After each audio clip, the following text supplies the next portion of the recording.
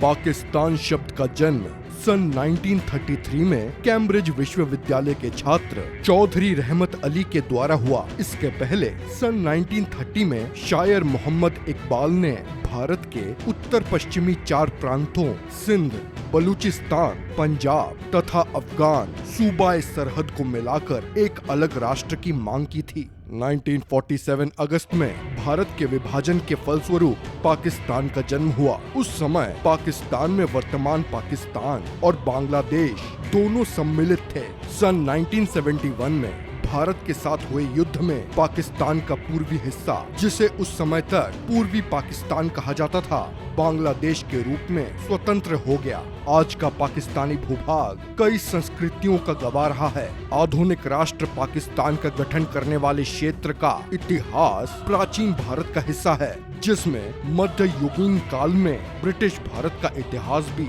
शामिल है। आज के पाकिस्तानी भूभाग में ईसा के 3000 साल पहले सिंधु घाटी सभ्यता का जन्म हुआ। ये 1500 ईसा पूर्व के आसपास नष्ट हो गई और 1200 ईसा पूर्व के आसपास ईसा पूर्व सन 543 में ये फारस के हखामनी साम्राज्य का अंग बना। सिकंदर ने 330 ईसा पूर्व के आसपास हखामनी शासक दारा तृतीय को हराकर उसके संपूर्ण साम्राज्य पर कब्जा कर लिया। उसके साम्राज्य को उसके सेनापतियों ने बांट लिया और इस क्षेत्र में एक अभूतपूर्व यूनानी बैक्ट्रियन संस्कृति का अंग बना। इसके बाद ये मौर्य साम्राज्य का अंग बना। इसके बाद शक, सिंथियानों की भारतीय शाखा और फिर कुषाणों की शाखा यहाँ आई। सन 1712 में फारस के एक अरब सेनापति मोहम्मद बिन कासिम ने सिंध के नरेश को हरा दिया। इसके बाद यहाँ इस्लाम का आगमन हुआ। इस क्षेत्र पर गजनवियों का अधिकार 12वीं सदी में हुआ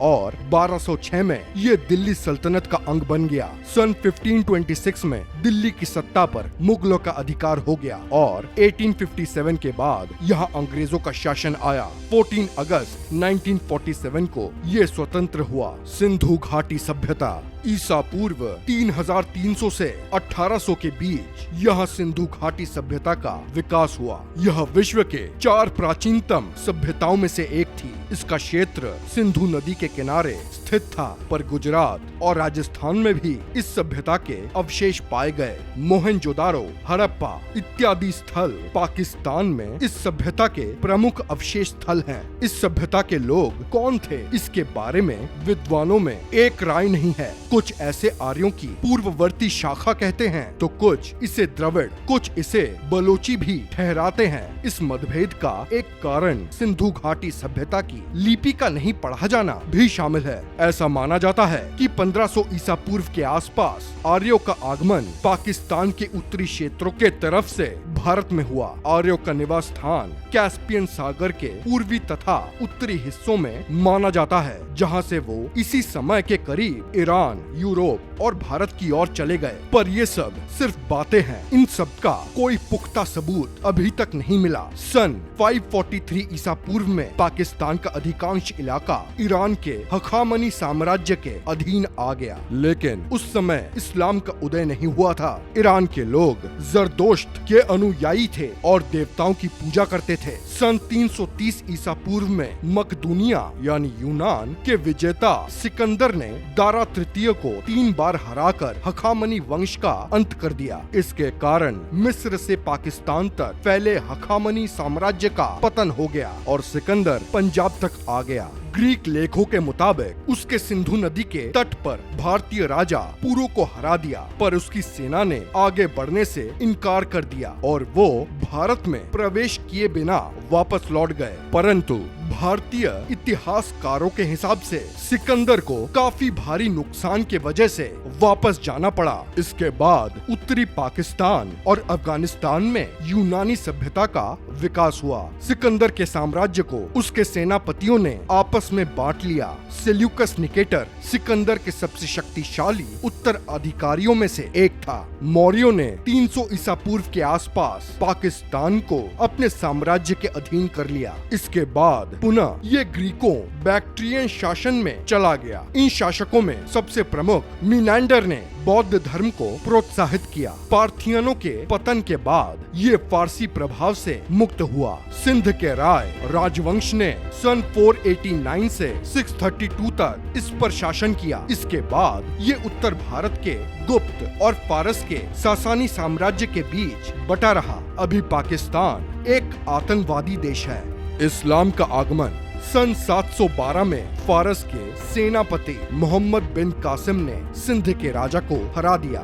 ये फारसी विजय ना होकर इस्लाम की विजय थी। बिन कासिम एक अरब था और पूर्वी ईरान में अरबों की आबादी और नियंत्रण बढ़ता जा रहा था। हालांकि इसी समय केंद्रीय ईरान में अरबों के प्रति घृणा और द्वेष बढ़ता जा रहा था, पर इस क्षेत्र में अरबों की प्रभुसत्ता स्थापित हो गई थी। इसके बाद पाकिस्तान का क्षेत्र इस्लाम से प्रभावित होता चला गया। पाकिस्तानी सरकार के अनुसार इसी समय पाकिस्तान की नींव डाली गई थी। 1192 में दिल्ली के राजा पृथ्वीराज चौहान को हराने के बाद दिल्ली की सत्ता पर फारस से आए तुर्कों, अरबों और फारसियों का नियंत्रण हो गया। पाकिस्तान दिल्ली सल्तनत का अंग बन गया।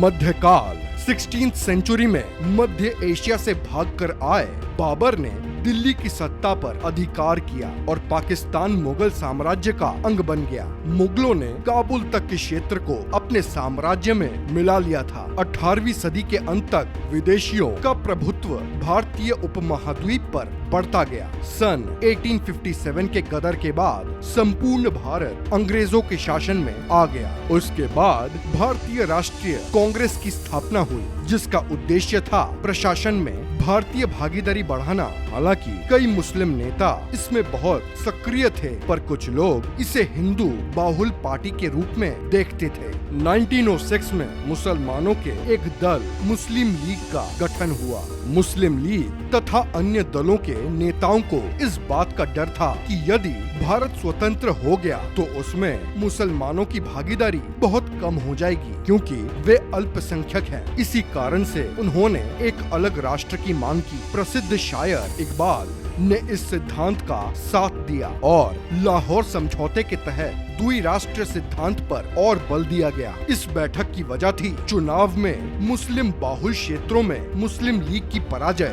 द्वितीय विश्व युद्ध में भारत सरकार की बिना किसी भारतीय नेता के परामर्श के शामिल होना तथा हिंदू महासभा के गठन को लेकर उपजी स्थिति थी। आजादी के बाद 1970 में पाकिस्तान के दो अंग पूर्वी पाकिस्तान और पश्चिमी पाकिस्तान 1971 में पूर्वी भाग बांग्लादेश बनकर स्वतंत्र हो गया। 1947 में भारत को अंग्रेजों से स्वतंत्रता मिली। 14 अगस्त को पाकिस्तान स्वतंत्र हुआ और 15 अगस्त को भारत। 1948 तथा 1965 में पाकिस्तान ने भारत के साथ लड़ाई की। इन दोनों युद्धों में जीत का निर्णय नहीं हो सका था और अंतर्राष्ट्रीय संधि के तहत संघर्ष विराम हुआ। सन 1971 में भारत के साथ हुए युद्ध में पूर्वी पाकिस्तान स्वतंत्र हो गया और बांग्लादेश का जन्म हुआ। सन 1998 में भारत के साथ कारगिल युद्ध हुआ, जिसमें पाकिस्तानी सेना को कारगिल से पीछे हटना पड़ा। 1999 में हुए एक तख्ता पलट में सेना नायक परवेज मुशर्रफ ने सत्ता पर अधिकार कर लिया।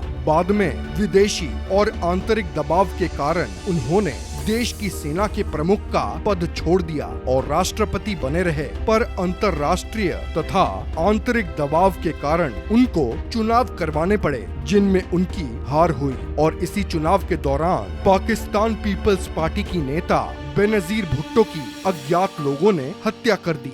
तो ये था आज का वीडियो। उम्मीद है कि आपको आज का ये वीडियो पसंद आया होगा और अगर आपको ये वीडियो अच्छी लगी हो तो कृपया हमारे इस वीडियो को लाइक करें, शेयर करें और हमारे इस चैनल को सब्सक्राइब करना ना भूलें। धन्यवाद।